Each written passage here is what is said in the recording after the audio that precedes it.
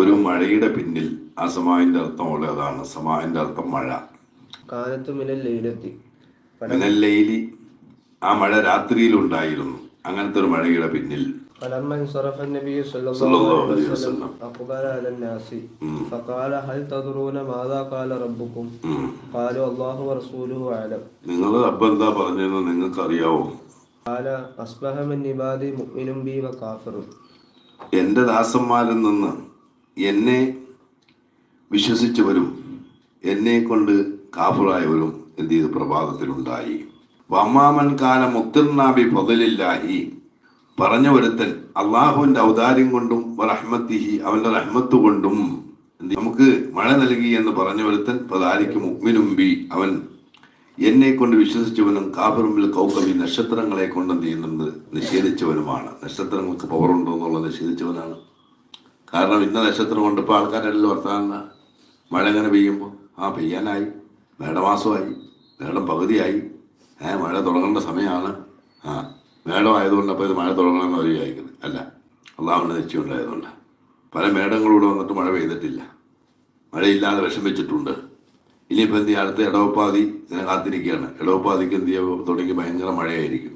അതോ 19 ദിവസത്തിനുള്ളിൽ മഴ അങ്ങ് ശക്തിപ്പെടും, അറിഞ്ഞില്ല. അതിന് മൺസൂൺ കാലം എന്നൊക്കെ പേരും വെക്കും. അപ്പോഴും എന്താ പറയണത്, മൺസൂൺ കാലം. അപ്പം എന്ത് ചെയ്യാം, ഇത് എന്തായതുകൊണ്ട് ഇടവപ്പാതി പിറന്നുകൊണ്ടാണെന്നുള്ളതാണ് മഴയുണ്ടാവുന്നത് എന്ന് പറഞ്ഞവൻ ആരായി? കാഫിറായി. മറ്റവൻ ആരായി? അപ്പം അതുകൊണ്ട് നമ്മളത് പറയാൻ പാടില്ല. അള്ളാഹ് ഉദ്ദേശിച്ചാലേ മഴ ഉണ്ടാവുള്ളൂ. ഇടവപ്പാതി ഉണ്ടായിട്ടൊന്നും മഴ ഉണ്ടാവുന്നില്ല. തിരിഞ്ഞില്ല. പല ഇടവപ്പാതികളുണ്ടായപ്പോൾ അന്ന് ഇവിടെ വമ്പിച്ച കുറവായിരുന്നു. അതിന് കാരണം കുറച്ചൊന്നും നിശ്ചയിച്ചിട്ടില്ല. അപ്പോൾ ഇടവപ്പാതിക്ക് കഴിവുണ്ടെങ്കിൽ ഇടവ പകുതി എന്നാണ് അതിനർത്ഥം. അതൊക്കെ പഴയ ആൾക്കാരുടെ കൃഷിക്കനുസരിച്ച് അവർ പറഞ്ഞു വെക്കുന്ന കാര്യങ്ങളൊക്കെയാണ്. തുലാമാസം 10 കഴിഞ്ഞാൽ പിന്നെ എന്താവില്ല, മഴ ഉണ്ടാവില്ല. പിന്നെ വൃശ്ചിക ചണ്ഡി എന്ന് പറഞ്ഞിട്ട് ചെറിയൊരു ചാറ്റൽ മഴ ഉണ്ടാവും കുറച്ചു കാലം. ഇതൊക്കെ മാസങ്ങൾക്ക് വെച്ചിട്ടാണ്. പിന്നെ ധനുമാസം എന്ത് ചെയ്യുന്നുണ്ട്, അത് തണുപ്പിൻ്റെ മാസമാണ്. എന്നിട്ട് ഇവിടെ എത്ര ധനു വന്നു, എന്നിട്ട് എന്തെങ്കിലും തണുപ്പുണ്ടാവാത്തത്. മകരമാസം എത്ര ഇവിടെ വന്ന്, അങ്ങനത്തെ തണുപ്പുണ്ടാവാത്തത്. ഡിസംബറും ജനുവരിയും ഒക്കെ എന്താ, കഠിന തണുപ്പിൻ്റെ മാസമാണ്, ആണോ? എന്നിട്ട് ഇവിടെ എന്ത് തണുപ്പുണ്ടാവാൻ മാസം ഉണ്ടാക്കണേ എന്നാൽ പിന്നെ ഡിസംബർ ജനുവരിയൊക്കെ ഇവിടെ ഉണ്ടായില്ലേ, ഉണ്ടാക്കണ്ടേ? ഉണ്ടാക്കിയോ? അപ്പം ഇതൊന്നും അള്ള തരാതെ തണുപ്പുണ്ടാവില്ല, അള്ള തരാതെ മഴയുണ്ടാവില്ല, അള്ള തരാതെ ഒന്നും.